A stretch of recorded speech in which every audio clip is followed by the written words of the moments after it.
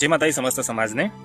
હવે મહિપતસિંહ ફાઉન્ડેશનમાં આ બા આવેલા છે. આ બાનો કિસ્સો સાંભળીને આપણને અંદરથી દુઃખ થઈ જશે અને અંદરથી એટલો ગુસ્સો આવશે એમના દીકરા પર કે એની કોઈ હદ નહીં રહે.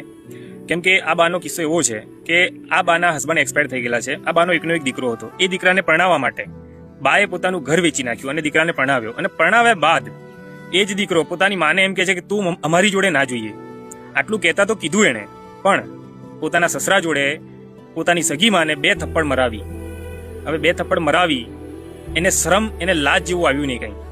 અને હું તો એટલું જ કહેવા માંગુ છું એ દીકરાના સસરાને કે ભાઈ, જે દીકરો પોતાની સગી માનો નથી થયો, જેણે 9 મહિના કુખમાં પાલવીને એને પાલન પોષણ કરીને મોટો કર્યો અને એને પરણાવ્યો, એ દીકરો જો પોતાની માનો નથી થતો અને પોતાની માને જો થપ્પડ મરાવી શકે છે તારી જોડે, તો ભાઈ એ તારી દીકરીનો આવનારા સમયમાં શું થવાનું છે? બહુ દૂરની વાત છે. તારી દીકરી તો સમય રહેતા જોઈ લેજે તું, તને પણ એનું પરિણામ મળી જશે. પણ આ જ સમયે તે એની માને થપ્પડ માર્યા કરતા